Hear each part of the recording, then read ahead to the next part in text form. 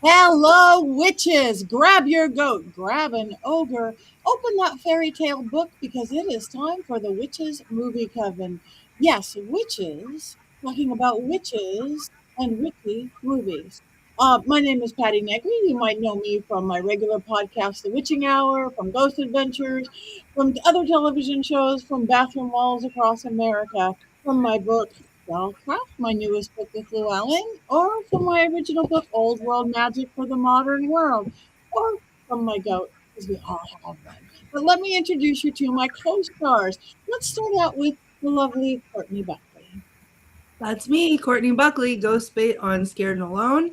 And since Jason's not here to talk about his 10 books, I'm here to share some news. Last week, I said I was told in no uncertain terms, no more reptiles. And I said, nobody puts baby in a corner. I was right. Say hello to reptile number 5. 5 reptiles. This is Osha. She's a baby, and she's a leopard gecko, and she's beautiful. And she's here to inspect everybody.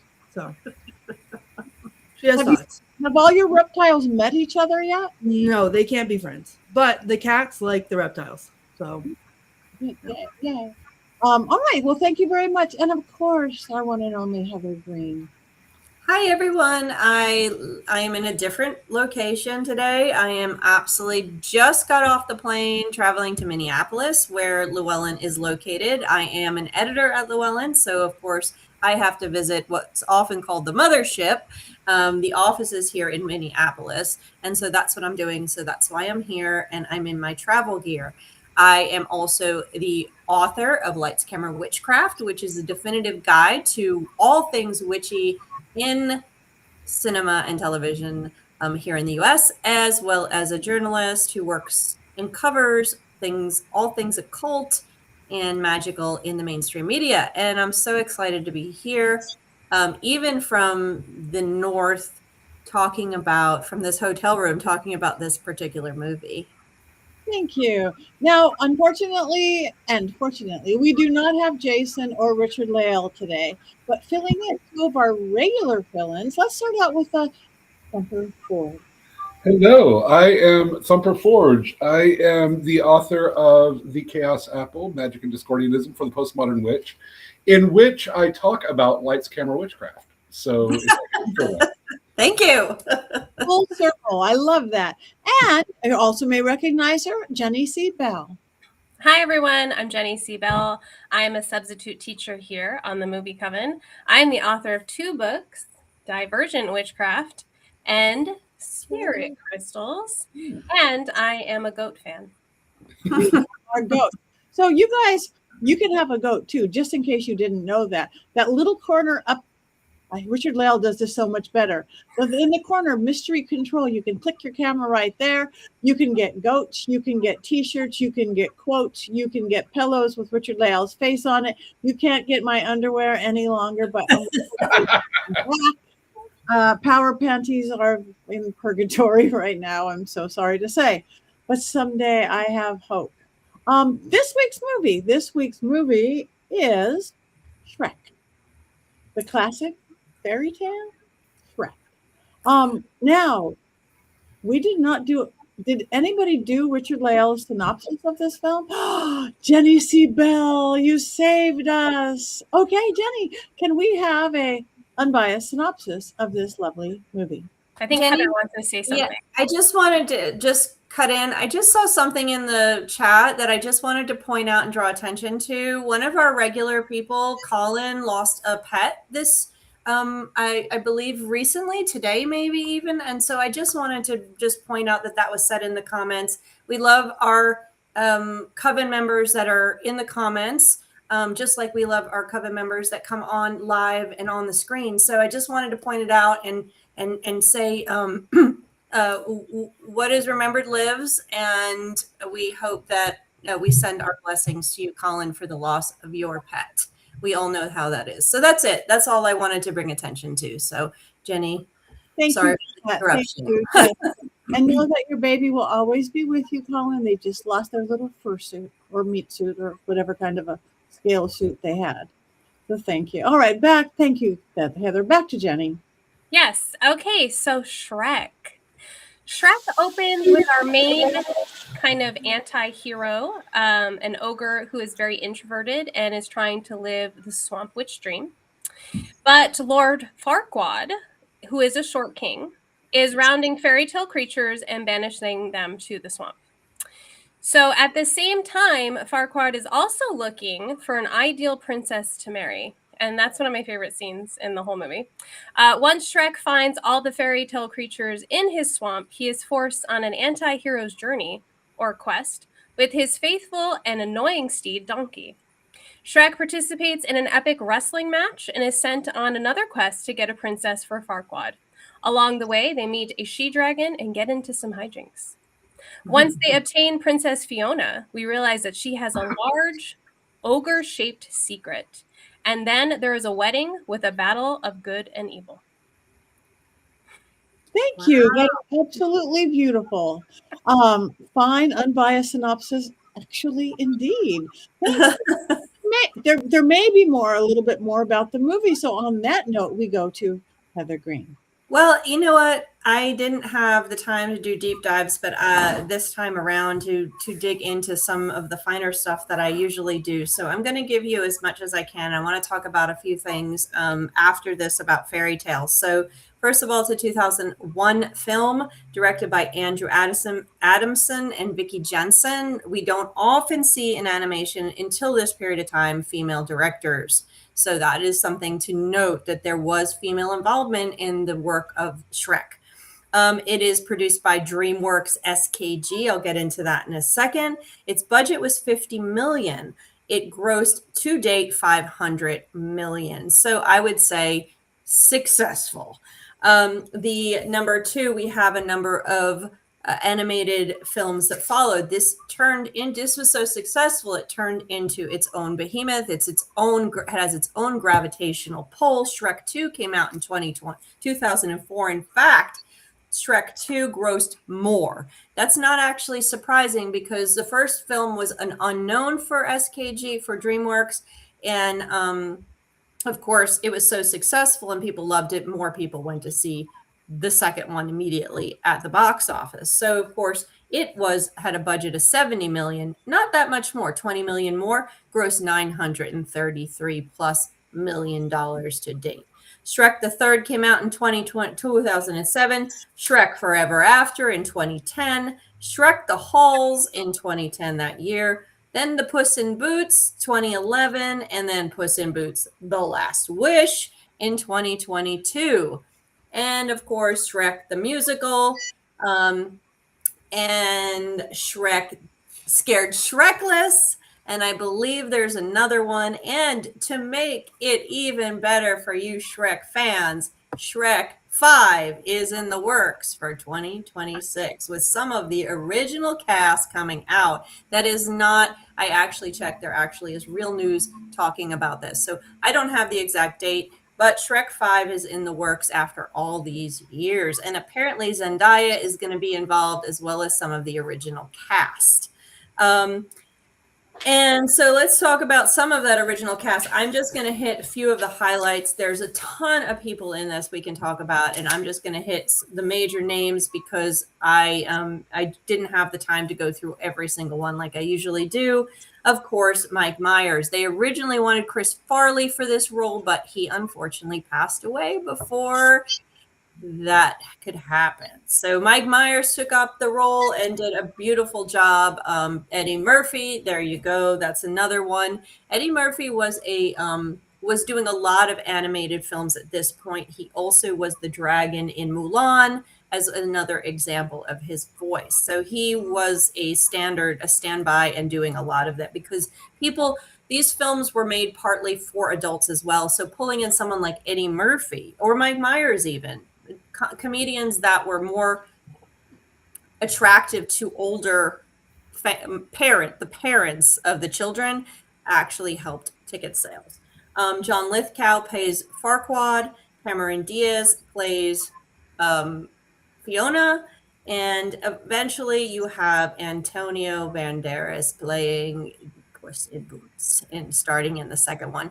Now there's a ton of names I'm leaving off right now because I didn't have the time to dig and dig and dig and list all of them. So I'm going to move on from cast. There is all of them, and there's just a ton of names that we could talk about. Number 4, this is based on a children's book, and I think that's super interesting because I never actually read Shrek, the book, but it came out in 1990. It was one of the last of William Steig's books. He was born in 1904. He was a cartoonist. He did cartoons for the New Yorker, and if you know anything about New Yorker cartoons, they're fantastic. I would buy the New Yorker just to look at the cartoons, in fact. I love the New Yorker being from New York City area. And I love their cartoons. He was one of those. He was an illustrator as well, so he was known for that. He wrote Shrek, and so Steven Spielberg bought the rights originally to do this, and eventually, as part of DreamWorks, eventually sold it to DreamWorks, the company, and that went on. There is the original Williams Shrek. So if you are a parent who loves good children's literature, which I am passionate about, thanks to my own mother and having 3 children. Well, I had 2 William Steig books for my own children that we read many times, and so I can recommend Dr. DeSoto and also Sylvester and the Magic Pebble. So we had those 2. We did not have Shrek. So those are 2 of the ones, and he is very well known. I think he won awards for one or both of those two books. They've got huge children's awards for good children's literature. So I'll say that again, if you have little children, Dr. DeSoto and Sylvester and the Magic Pebble are 2 very good children's pieces of children's literature that are worth reading to them. So that's who William Steig, that's what it's based on. Now, feature animation. So I just want to give you kind of a look at this. So as we know, Disney had the corner of feature animation. When you thought of feature animation, Disney. Now I'm talking about American feature animation. We're not going to Japan or anywhere else because that's a whole different ballgame. But here we had Disney. It started to break in the 1980s when Don Bluth, who was originally a Disney animator, broke off. His first film, which some of you may know, was A Secret of NIMH. One of my favorites from the 80s, actually, Secret of NIMH. He eventually did American Tail, All Dogs Go to Heaven, I think is his, and a number of others. But Secret of NIMH was his breakthrough, and then, of course, American Tail shortly after. So he broke through Disney's monopoly on feature animation in the very early 80s. And that was a time when Disney was floundering itself. And trying to find its place again in the world. So it was a perfect timing for Don Bluth. And then in the early 90s, around 94, Katzenberg, who worked for Disney when it started to turn over, when Eisner came in, got kicked out. He got pushed out of Disney. So he formed, with Geffen and Spielberg, DreamWorks. DreamWorks started in 94. I think Shrek they bought in like 95 and started working on Shrek around then. And their first full-length animated film, they did things that were not, you've seen DreamWorks on non-animated films, but their very first one was, I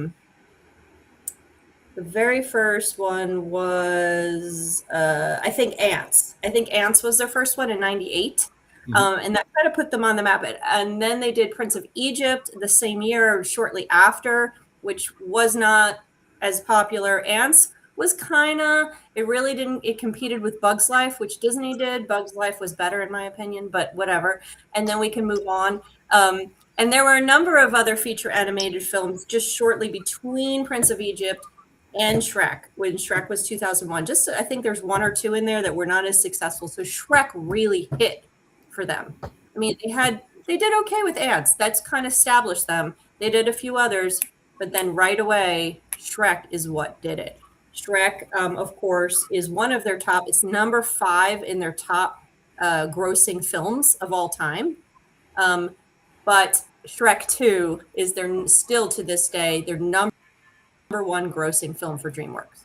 Of all of them, live action, animation, whatever. I mean, if you look at the number, 70 million budget, now today well over 900 million. So that's a huge, huge win. So that is DreamWorks, and there's so much interesting stuff. And DreamWorks really, with Bluth, starting it, but DreamWorks really has competed very well with Disney in creating feature animated films. And the other piece of this, and I'm just going to take a little extra time. Sorry. You got me. I've got the microphone. I'm going to say this is that, and this is something I talk about later. And I did a lot of research. My dissertation in grad school was on Disney animation, so I know a lot about the feature animation world.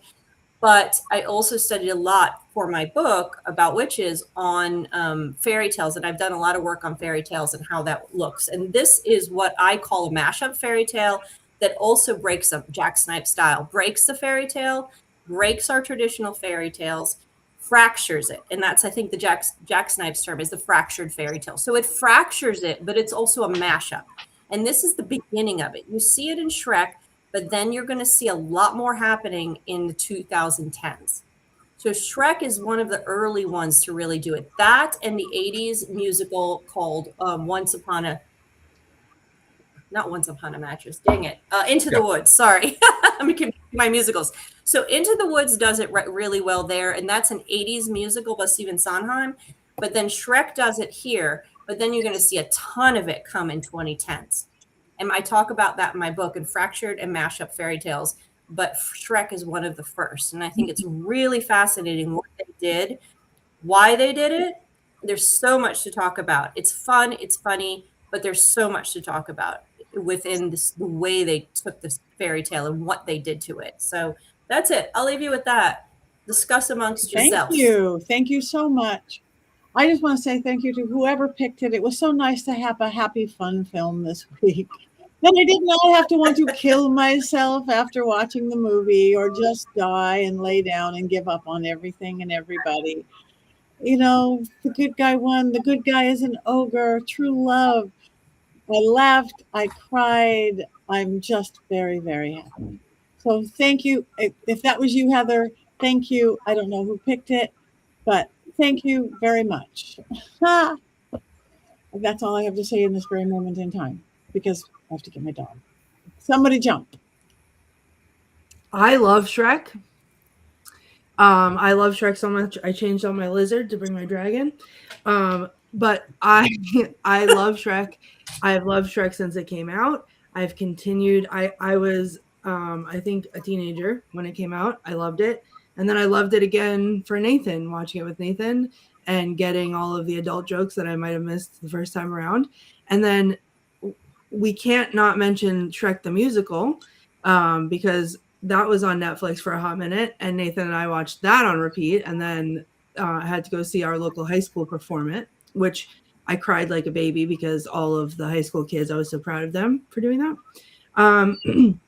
And so there's 107,000 Shrek movies. I don't love all of them. I love the first one, but I also love the second one and also Puss in Boots. But I love the second one too, with the fairy godmother and Prince Charming, who looks like Jamie from Game of Thrones, and Yes. and I can't think of anything else. That's so true. Yeah, I can't think of anything else when I see him. But yeah, it's literally, it's a movie that, like, for me, you know, I have it in like my digital downloads or whatever, and if I'm having a night where I just can't figure out what I want to watch, or I'm not really paying attention but I just want something on, I'll put on Shrek because it's comfort and it's funny and it's silly and I can turn my brain off for a little bit but still enjoy myself.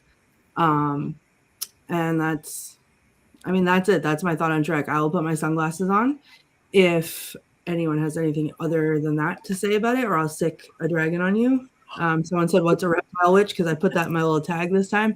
I have 5 reptiles, and I keep bringing more on every week. So that's my name. Do you know if they're boys or girls? We know some of them. We assume the rest. So we've tried to shoot for like gender neutral names, or like we name them after characters that we love. So the only one we're sure of is Gladys, who's the first one that you met, the chameleon. And she's named after a witch, so that's why. So that's beautiful. I must say, the music, I was so happily loving the music in this movie. Songs I love, songs I know. Yeah, so my ears were just as happy as my eyes and my heart this week. Thumper. I remember seeing it when it came out in theaters and thinking, oh, that was fun. And it didn't it was fine. I didn't hate it. I thought it was fine. But years later, a roommate of mine had gotten a hold of the DVD of the musical and kind of locked the doors and barred the windows and refused to let me leave and forced me to watch it. And I absolutely fell in love with the musical. And so I think a lot of my memories of Shrek and the things I love about Shrek are things specific to the musical that may or may not have anything to do with the movie. I did, as I was getting ready for tonight, I fell down a little bit of a Shrek conspiracy theory rabbit hole. Ooh. And Oh. it seems fairly like a no-brainer, but there is a lot of debate over how Fiona got cursed. And it ties into the lore of the second movie. There's a theory that the fairy godmother cursed Fiona so that her son would have a reason to go rescue her and break the curse. And I was like, and I've never seen the second one. I've only seen the original and the musical. I've not gone down the full pathway. But knowing that, I was like, "Ooh, I'm kind of on her side. I like her moxie." I think you would love the fairy godmother. I think so too. Especially her lounge singing, what's up? Where have all the good men gone? Whatever. It's so good with her sequins dress. It's amazing. It's great. Yeah, watch the second one. And then they're in the flying carriage because she's the king is a toad, and so she has him cursed, whatever. They get in the it's like the mob. It's like the we talk about the witch mafia. It's like the witch mafia in Shrek, basically the fairy godmother mafia. And she pulls up to his balcony in a flying carriage and makes him get in, and then she's all stressed out and they have to stop through the drive-through so she can do her feelings. The one thing that is really burned into my memory about the first movie and seeing it in the theater was the scene where Fiona is singing with the birds, or with the bluebird, and they keep going and reaching, and then the bird explodes and she sees the eggs. Yep. I saw it in a packed theater. The audience reaction when she was making eggs in the next scene, the audience went nuts. That is my fondest memory of the movie, is how unexpected that was and how big of a reaction it got from the people watching. Yeah, so we talked about the music, and I saw Tabitha asked everyone what your favorite version of the song Hallelujah is. Mine is Jeff Buckley's. Jeff Buckley has just got a resurgence with Gen Z, and they've been trying to tell me who they are. Former students are do you know Jeff Buckley? I'm child, yes. Jeff Buckley's ours. But anyway, so that's my favorite version. And what's everybody else's? Well, the one I'm used to is the pentatonics, because if you want to play it, that's what comes up. Yeah. And I like it. It's beautiful. But if you just go to Apple Music or YouTube or whatever, that's all I can ever pull up, I guess, without knowing the exact title of who else is singing it. So, but it's a lovely version. There is an Australian singer who she won the Australian version of The Voice, and her name absolutely escapes me. But she kind of made records for all four judges turning their chairs around within 3 seconds of her starting her song. And she started with It's a Man's World was how she was kind of introduced on the show. But later on, she did a cover of Hallelujah that was just mind-boggling. And I will find her name, because that's a horrible. Oh, my favorite version, you wouldn't have heard of it. You just wouldn't know. It's so indie, you don't know it. Exactly. I don't know that I have a favorite version. Yeah. I mean, my only experience with the song outside of church memories that I don't want to have is the Shrek. So that one. That's a good one. But I feel like there's another niche memory that we have to talk about that not everybody has, but a lot of people do talk about having the same niche memory online, is going to a sleepover or something at your friend's house and having the DVD on. Now, mind you, this is probably my age because we were about that age, but putting the DVD on, and when you played a DVD and it ended, a lot of times it would either restart the movie from the beginning or it would have the DVD, the special features menu or whatever. And I think it was either Shrek 1 or Shrek 2. The menu would play, and it was there was a game you could pick on there that was like American Idol, and you would have to sing, and Simon, like the Shrek version of Simon would come on and tell you how bad you were, and then like he would win. Like there was some special feature like that is like just you'd wake up in the middle of the night to like Simon Cowell. Oh my god. Well, and the movie has become a cultural norm. Everybody's seen it. Like you can quote stuff from it. People know what you're talking about. It actually appeared in a recent, what is it, I Am Legend. If you've seen the movie I Am Legend with Denzel Washington, he walks in at one point. He is isolated. If you haven't seen it, it's a zombie movie. He's isolated by himself. He hasn't seen human beings for years, but he plays Shrek over and over. I guess that was, if I remember correctly, maybe that was something he watched with his kid who dies. But they go through a whole scene where he is just repeating with Shrek. And so it is something that is, it's getting out beyond its own borders, its own narrative borders, and it's something people just know, and it's that, and I'm just going to say, it came out I saw it in theaters, being a fan of animation, but it was shortly after, when my children were born, we watched it over and over and over and over. And a lot of the words and a lot of the things in it, we say, like a lot of the things that happen, we will repeat. The musical for me felt like, just like a lot of Disney, not a lot of Disney, I'm sorry. Disney started doing their animation on stage. So this seemed to be like that. And show to the musical scene, the show tunes are looking for musicals they're looking to bring people into the stage. They're looking to attract people because it's not something that's easy. It's not easily accessible. People don't want to see Oklahoma. People don't want to see these kind of things. They want to attract people. So bringing a successful movie onto the stage helps, right? Something like Shrek, I felt like a little forced to me. I get it. I get it. There are some parts of it that were funny and it repeated, but I'm like, it felt a little unnecessary to me. I didn't love Shrek the musical, and really there's only two. Do not put your glasses on. I'm getting up to go get them. It feels Me like and my lady. I love Shrek. I absolutely love Shrek. I've seen all the movies. I saw Shrek. I did not see Scared Shrekless. I saw Shrek, the holiday one. I've seen all the Shreks. not enough, apparently.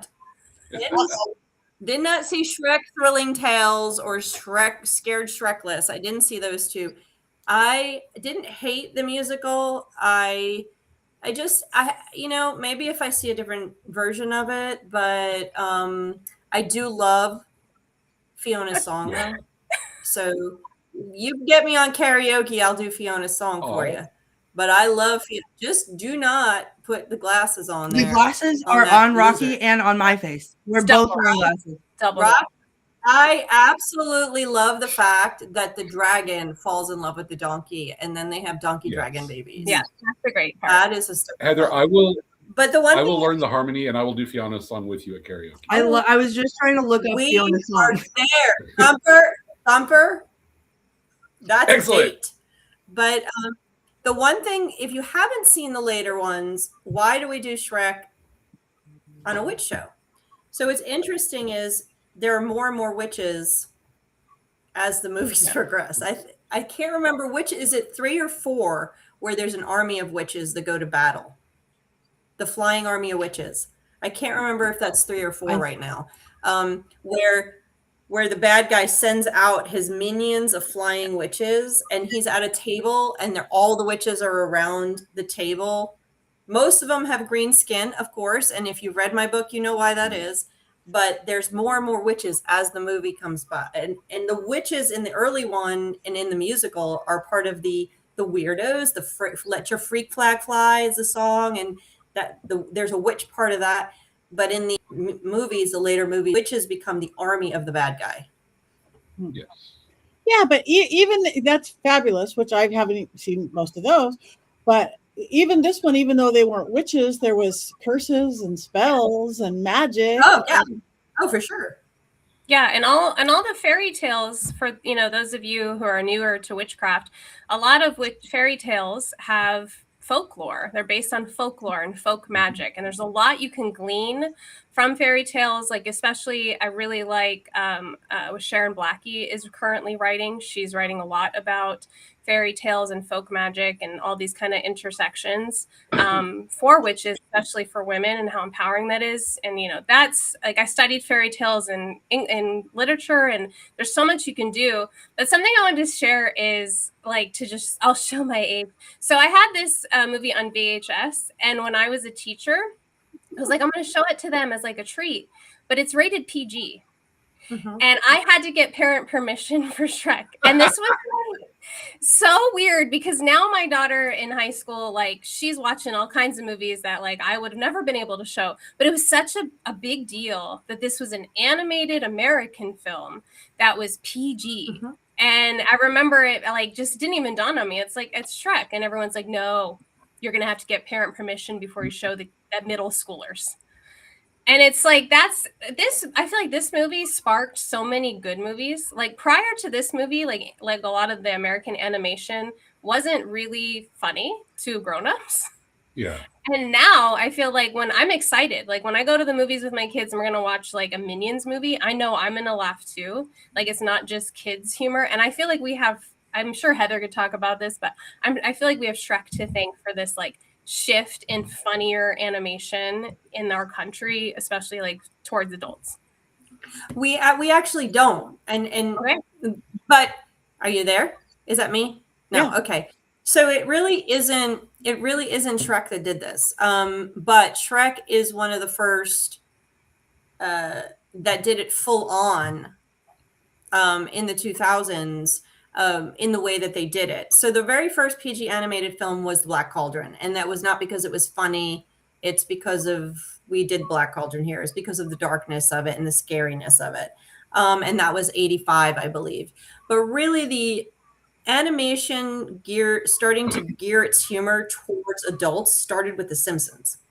Yeah. So it really started on TV, and often TV tests the boundaries of things, and we see that because it's easier to do that than in an expensive feature film. So a lot of times TV will test these kind of things. So we really started to see this in the late 80s and the early 90s with The Simpsons. And then you had King of the Hill, and you had Beavis and Butthead, and you had a ton of animated series that were telling us animation is not only for kids anymore. It was breaking that expectation that we had. And so for Shrek to come in then and do that in 2001, following that, to take some of that humor, in fact, SpongeBob SquarePants, another one. I don't remember when SpongeBob first came out. 2001. 2001 is SpongeBob SquarePants.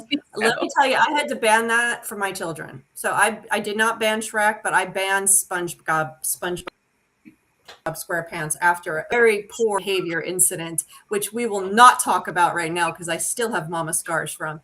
But SquarePants was another one that was breaking the comedy boundaries, and Disney was doing it. Disney was slowly doing it, but they still, like with Beauty and the Beast, Little Mermaid, and Pocahontas, they were trying to capture audiences, full audiences, but in a different way. The humor was not quite there. Lion King, there was a little bit. It was fun, but they were capturing adult audiences in a different way. Yeah. This one, of course, went in a different direction. And there is SpongeBob right there. Yep. SpongeBob SquarePants. Don't get me started, because I just quoted SpongeBob like an hour ago Daily. in actual conversation. Yes, me too. I feel like Animaniacs was another one. Yes, another one.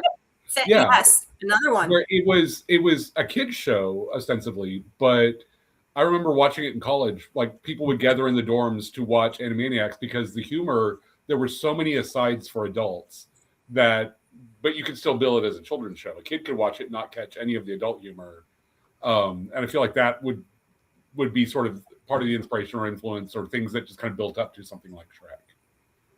Yeah, Gen X totally broke the mold when it came to animation being only for children. Gen X, just the 90s, just did it on television, and that just burst out with, all these things. And Shrek did it differently. Shrek maintained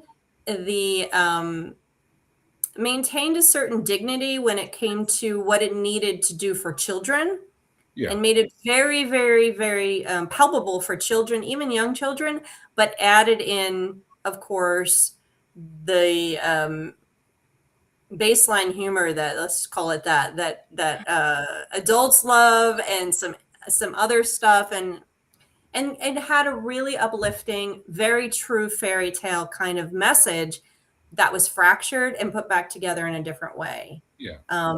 So yes, and also, of course, adding in Eddie Murphy and Mike Myers to SNL, people of SNL fame helped that immensely. Yeah, it was more nuanced, is what I guess I was trying to say. Yes. Like, I grew up with Beavis and Butthead.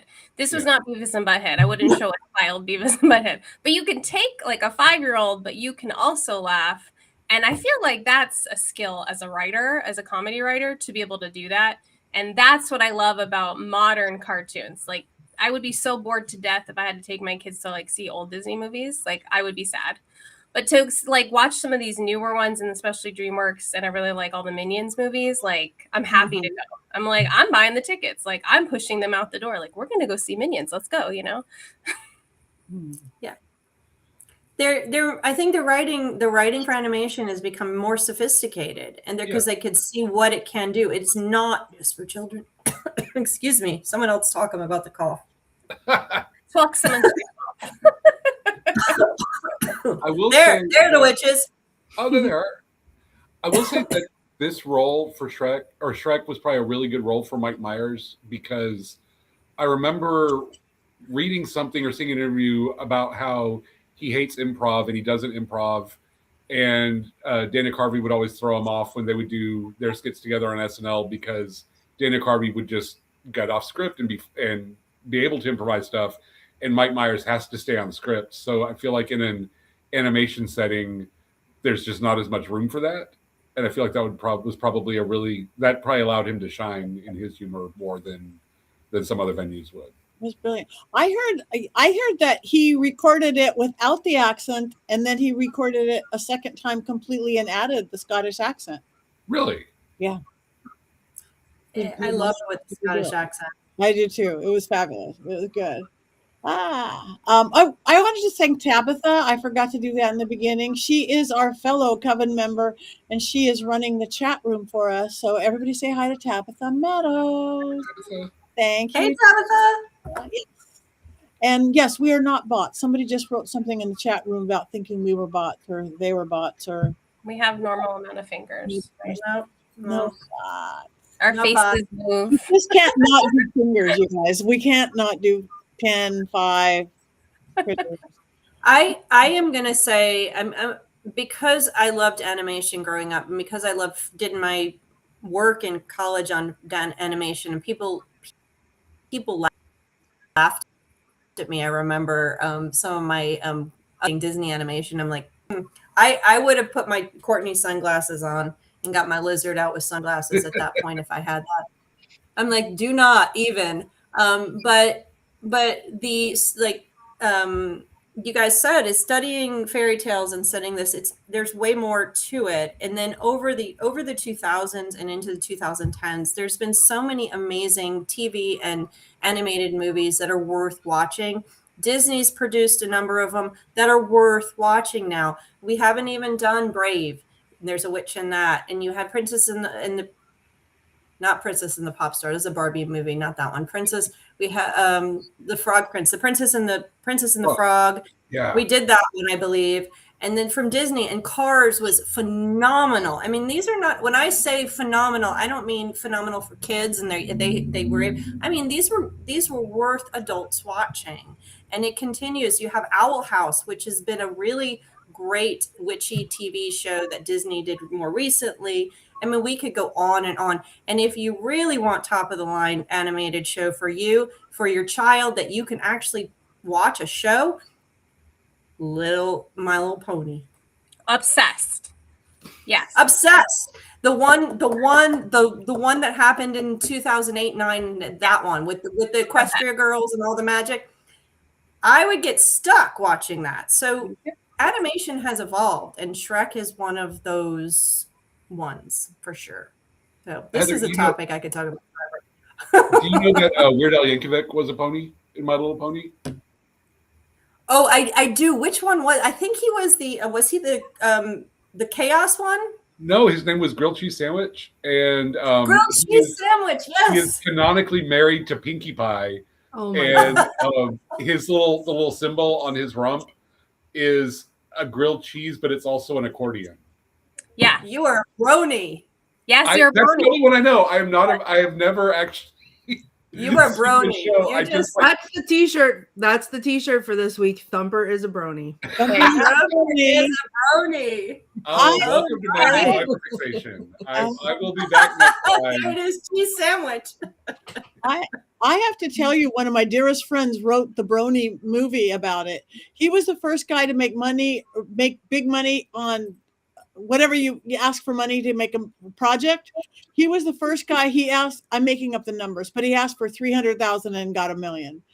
And Wow. he's practically making a living off it still, going to Brony conventions. He wrote Laurent Malachi. He's actually the guy who wrote the movie about me with somebody catching on. Him is the guy who caught on fire at Marilyn Manson's house during my seance. Is the guy who wrote the Brony movie. Laurent, he's this beautiful filmmaker. So And that's a great movie. The one you did with the dragon, the seance with the dragon that someone caught on fire? yes, nobody was in a drag. He caught on fire, and the scarring turned into a shape of a dragon, because it's a dragon that I called in to shut down the seance, because I work dragon magic. And I'm like, oh my God, you have a tramp stamp of a dragon on your back. So he wrote a whole movie about, me. Margot Robbie should play me if they ever do it. Just saying. But he wrote a whole movie about this TV medium who did every TV show. And then a portal opened and it turns into one of those, the kind that I like, kind of funny and scary horror movie. He wrote it with Stephen Norrington, the guy who wrote League of Extraordinary Gentlemen and the Blade series. But I must say, if they ever do it, I sat down with Laurent for 5 hours and I go, Laurent, you can't say that in a script.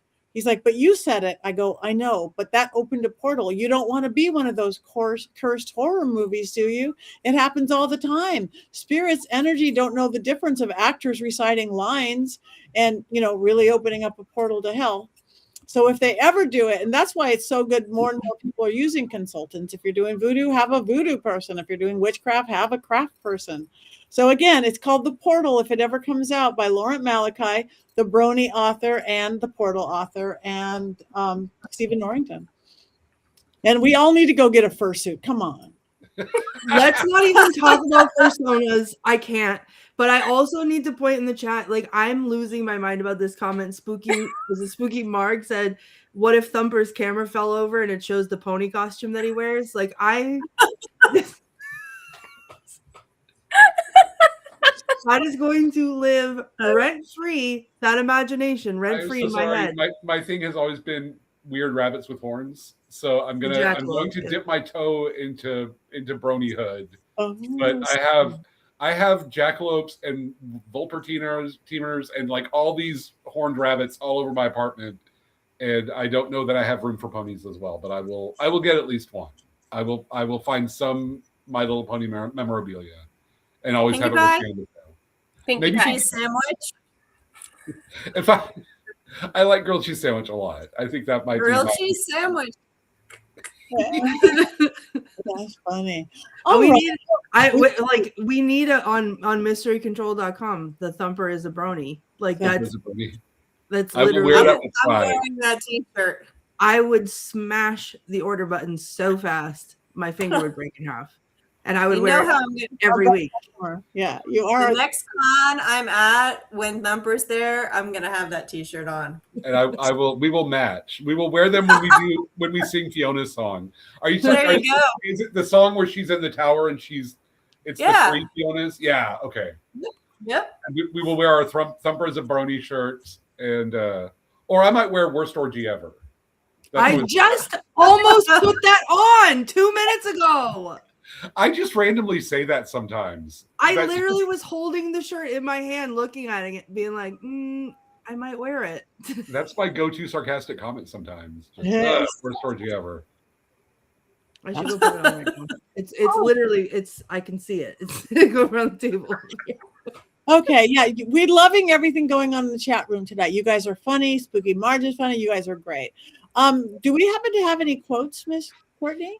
Yeah, I had to be selective about it because I could just read the whole script because that's how I feel about the movie. So I picked some.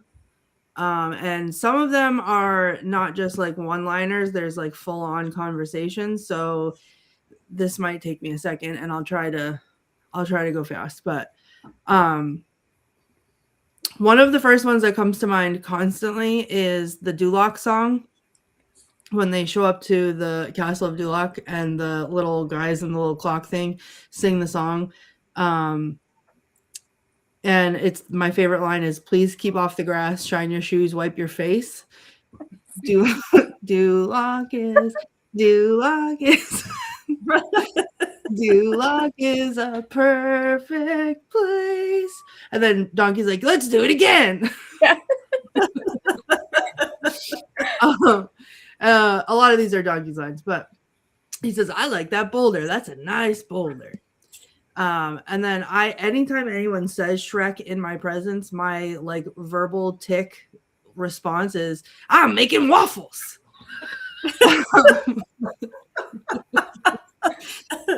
I got another one.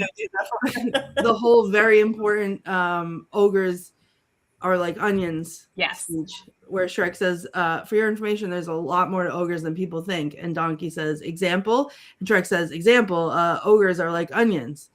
And because he's carrying an onion and Donkey smells it, and he goes, they stink? And Shrek says, yes, no.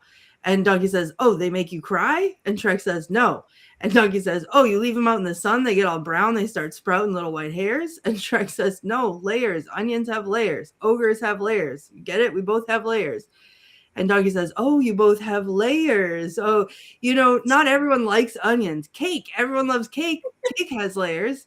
And Shrek says, I don't care what everyone likes. Ogres are not like cakes. And Donkey says, you know what else everybody likes? Parfait. Have you ever met a person who say, let's go get some parfait? And they say, hell no, I don't like no parfait. Parfaits are delicious. Shrek says, no, you dense, irritating, miniature beast of burden. Ogres are like onions. End of story. Bye-bye. See you later. And Doggy says, parfaits might be the most delicious thing on the whole planet. Pinocchio says, we were forced to come here. And Shrek says, by who?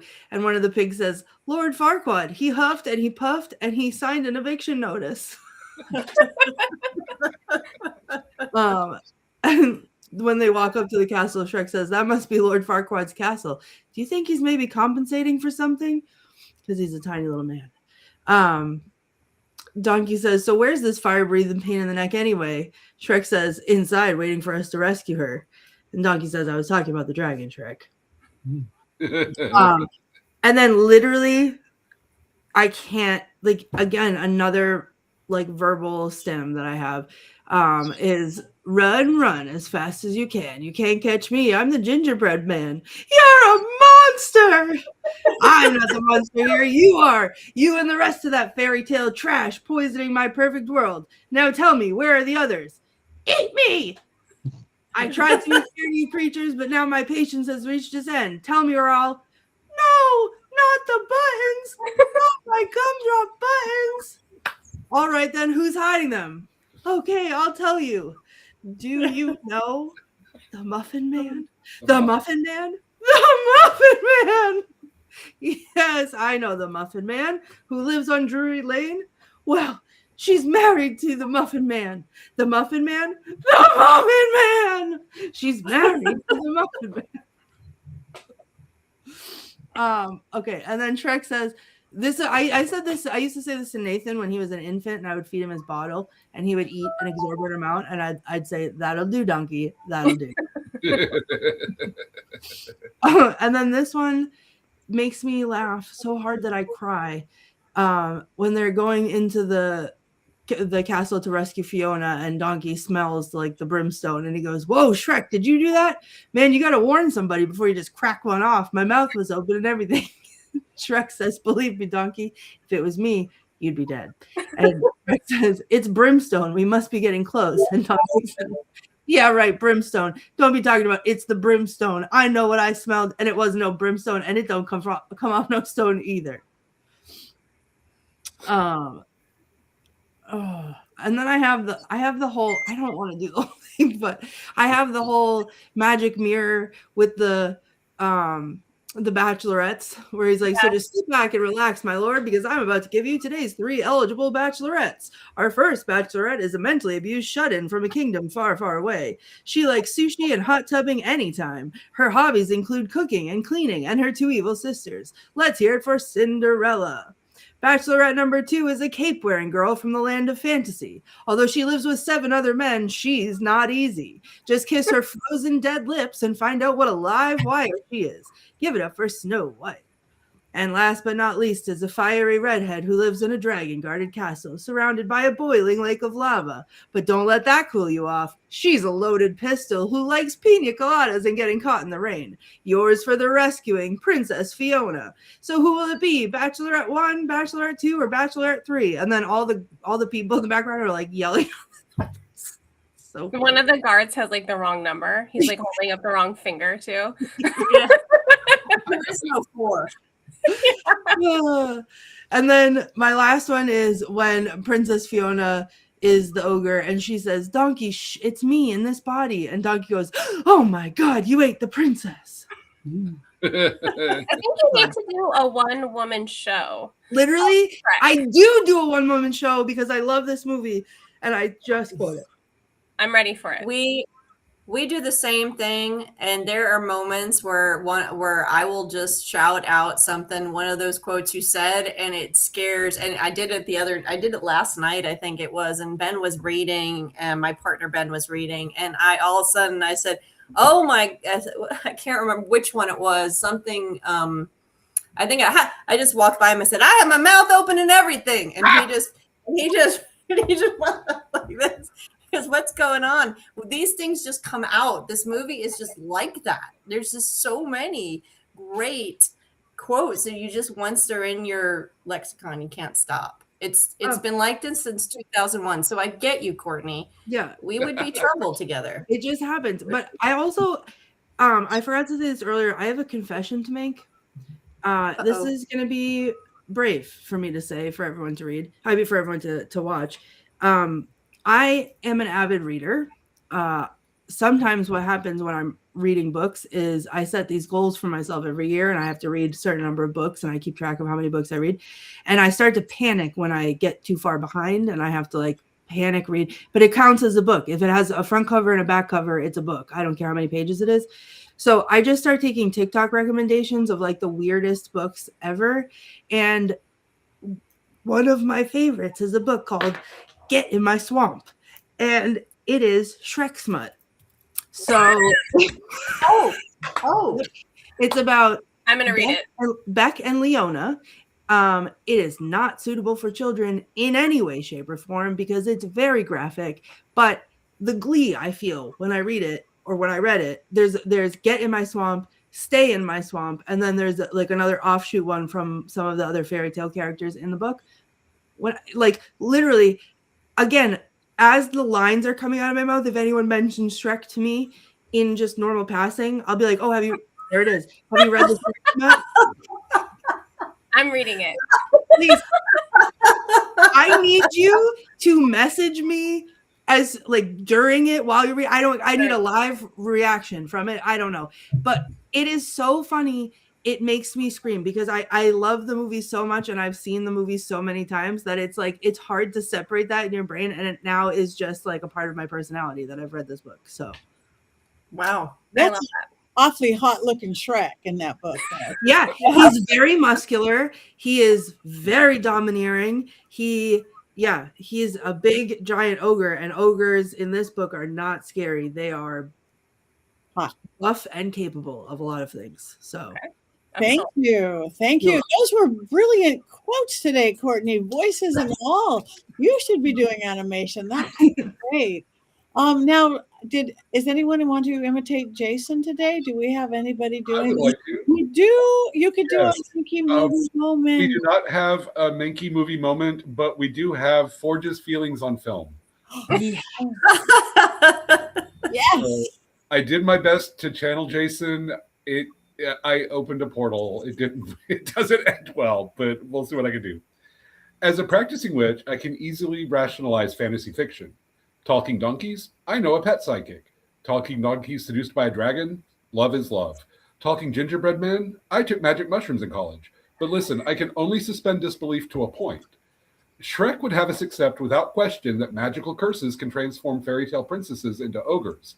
However, it is an established and irrefutable law that the only way to turn an average human being into an unspeakable green monster with remarkable strength and weird facial features is through exposure to gamma radiation. The Incredible Hulk first appeared in 1962, setting the precedent that gamma rays turn people green and give them superpowers. This is just science. And the Hulk was followed by any number of Marvel characters with gamma-infused origin stories. She-Hulk, the Abomination, Sasquatch, that one evil smart guy with the really big forehead whose name escapes me at the moment. All of them were created through gamma radiation. There he is. And yet, 40 years later, DreamWorks just up and decided that waving a magic wand and locking a princess in a tower would have the exact same effect. Wrong, DreamWorks. How very wrong you are. But Thumper, I hear my naysayers exclaim, DreamWorks and Marvel are two separate production companies. Why should one be forced to adhere to the extremely reasonable canon of the other? To that, I say, stop exclaiming. We at the Witches Movie Coven use our inside voices. And also, DreamWorks was co-founded by Jeffrey Katzenberg, former chair of Walt Disney Studios, which now owns Marvel. Granted, Disney didn't acquire Marvel until 15 years after Katzenberg left, but time is malleable in the Marvel universe, so clearly Katzenberg knew exactly which forces he was meddling with when he greenlit Shrek, no pun intended. Some may wonder why I've chosen this particular viridescent hill to die on, and I hope those people turn green in the old-fashioned Mr. Yuck way. Because here's the crux of the matter. Yes, I practice witchcraft, and yes, I sometimes throw rocks on the ground to see the future, but I am not irrational. Reality is a cruel emerald mistress, but the fact remains that true love's kiss will never stop a rampaging Hulk. And if Hulk were here, you know what he'd say? He'd say, Hulk smash Duloc. And then he would say, my culture is not your costume. P.S. It has come to my attention that my boyfriend Noble, Heather Noble says hi, has never heard of Mr. Yuck because he's Generation X and knew better than to drink cleaning supplies. And to that, Hulk says, well, I'm Generation Jones, so I outrank you. Not everything is about Gen X, Noble. Check your privilege. And that is for just viewers from film. Amazing. Brilliant. Thank you, Thumper. Wow. Good try. Okay, that is good. Okay, we are getting up to that time. We have to vote. We have to vote on this film. Grab a wand. Grab something long and pointy or a wand. Heather, I see your Hello Kitty, and I raise you Hello Cthulhu. This is my Melody, actually. Oh, it is Melody. Yeah, her ears are down. I'm giving dragons up. Wands up, dragons up, dollies up, toys up. All right, you guys in the chat room, let us know. Wands up, wands down, wands neutral. We may have another rare.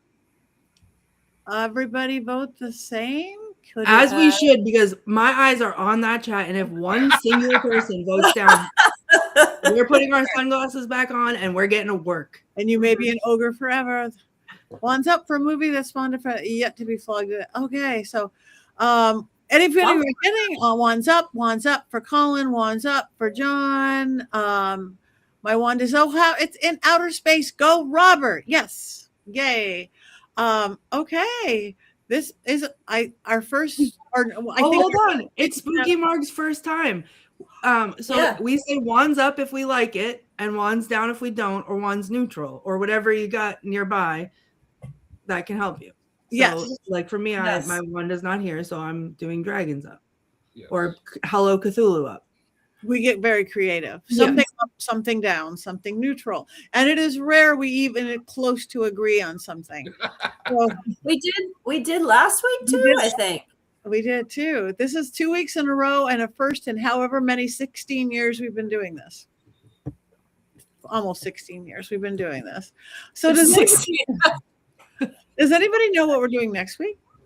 Yeah, I'm just gonna check it out right now. It is, I believe it is, roll the drum roll. Does someone have some drum roll? Superman. Okay. That's what I thought it was, but I checked. Superman is next week. I have lizards to take care of next week, so I might not be here. And I don't think I'm going to be here either. We're going to have to use our special fill-ins again. We love our special fill-ins. So yeah, to be be in Texas. I just want to be clear, it's the most recent Superman. It's not the original back from the 80s. It is the most recent version of Superman that just came out. So watch that one. Thank you. So everybody watch Superman. Well, by tomorrow I will have forgotten it, even if I was doing it. So we're in our chat room going, what movie are we doing this week after we've discussed it 12 times? Anybody have any? It is that time, but anybody have anything that anybody can go see him with this next week or two? Yeah, actually, if people are around Saturday at 5 p.m. Pacific time here on YouTube, I will have a little premiere on Saturday talking about Divergent Witchcraft over on Granddaughter Crow's channel. And I'll be live in the chat. So if you have read the book or you're interested in reading the book and you have questions, I'll be there to answer them. Perfect. Thank you. Anybody else? I'm just going to pop in and say 5 weeks to Mystic South. I won't say any more because I can talk about it when we have more time, but we are 5 weeks out to Mystic South, which is a big pagan mystical witchcraft conference in Atlanta in mid-July. Check it out, Mystic. Perfect. Thank you. Thumper. I will be presenting at an event called Harvest Gathering in August. I'm doing about 3 different presentations there. And also, Carice at Eden is her name. Carice Eden is the Australian singer who did Hallelujah, whose name I couldn't remember earlier, but it came back to me and I had to get that out. Thank you very much. Anybody in Pennsylvania? I'm going to be at Creep It Real in Loretto and Edinburgh, Pennsylvania this week, starting tomorrow. I'm going to go pack right now. All this week and next week, I'm going to be in the Dallas-Fort Worth area at Miracles of Joy and Miracles Within. So come see us, like us, follow us. Please, Witches Movie Coven on Instagram, each of us individually and together. You're in our coven now. Go buy the Thumper is a Brony t-shirt on mysterycontrol.com. That is what I will be doing the second we get off of here. That is what I will be doing as well. Yes, thank you. Yeah. So, and I will be at a reptile convention, not buying more reptiles. It's fine. Don't worry about it. We'll put baby in the corner. All right, we have one more thing to do because we are witches. 1, 2, 3.